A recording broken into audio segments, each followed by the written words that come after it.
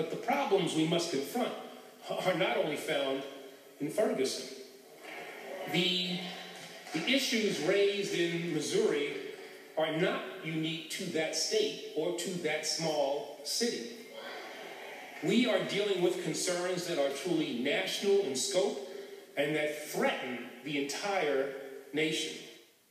In the coming days, I will announce updated Justice Department guidance regarding profiling by federal law enforcement.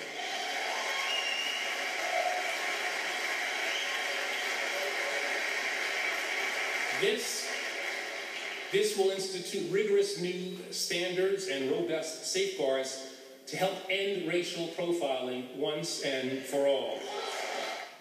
Well, that was Attorney General Eric Holder just last night, the nation's top cop, basically, saying the situation in Ferguson is just the beginning of a bigger policing problem across America. But my next guest says that could not be further from the truth. David Clarke is the sheriff of Milwaukee County, Wisconsin. Sheriff, good to see you tonight. And you made headlines not long ago after Eric Holder came out and claimed that he had been the victim of racial profiling himself and was pretty tough on the cops. And you said, you know what? Don't do us any favors by condemning law enforcement with such a broad brush and not backing up stories that were not documented at the time. How did you react when you heard him last night?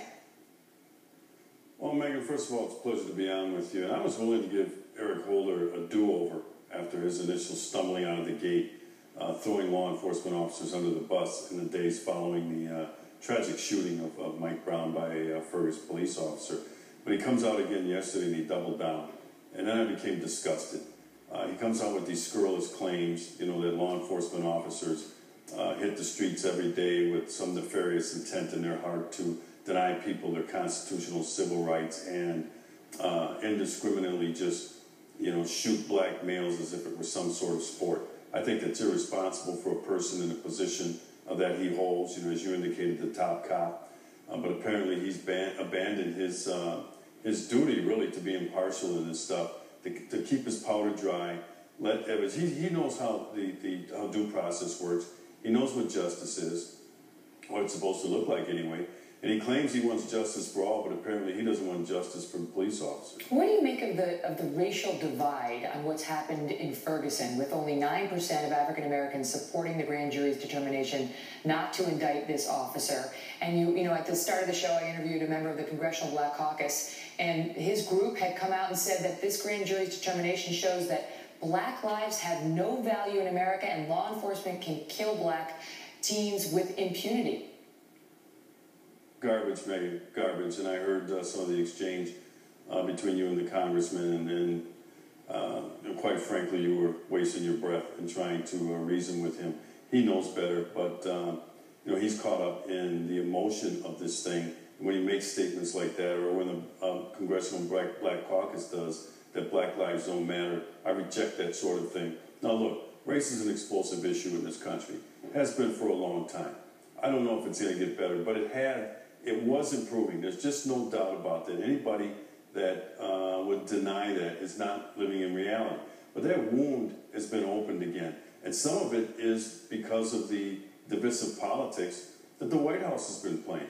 You know, look at the political strategy that it's gone on. It's this fictitious war on women, pitting men against women, this fanning the flames of racial discord, pitting whites against blacks, this class warfare, the 1%, the rich, tax the rich, on and on and on, is pitting American against American. So that wound is starting to open again, unfortunately, and people are benefiting politically from it. But the President of the United States and Eric Holder, all right, what they say matters. And when they say things, people listen.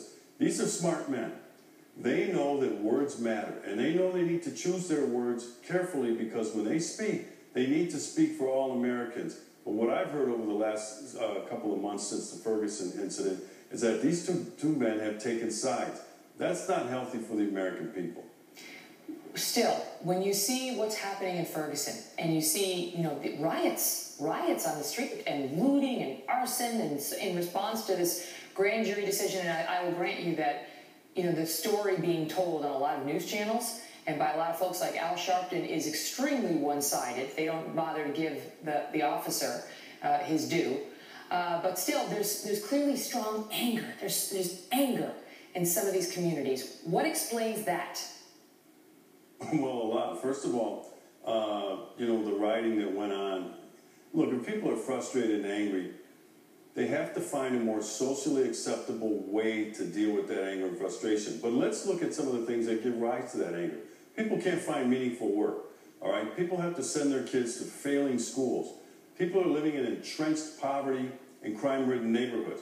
That's what they're really frustrated about. And that frustration has been deflected onto a situation like a police officer shooting of an individual, and then the thing erupts. But what I want to know, and I wish I would have been invited to that White House summit, although it was nothing more than kabuki theater yesterday, is I would have said, Mr. President, you spent $1 trillion on a stimulus package promising a robust economy that would produce jobs. Mr. President, where are the jobs? If people find meaningful work, it occupies their time, and you don't have all these individuals just, idling around, building up frustration and anger because their life isn't going the way that they thought it should. I would have said, Mr. President, why do our kids in Central City, America, why do we have to send our kids to a failing school system, a failing K-12 urban public school system that's going to shackle them to a life of crime and violence, and they'll never reach their God-given potential? Why can't the parents choose better schools for their kids to attend?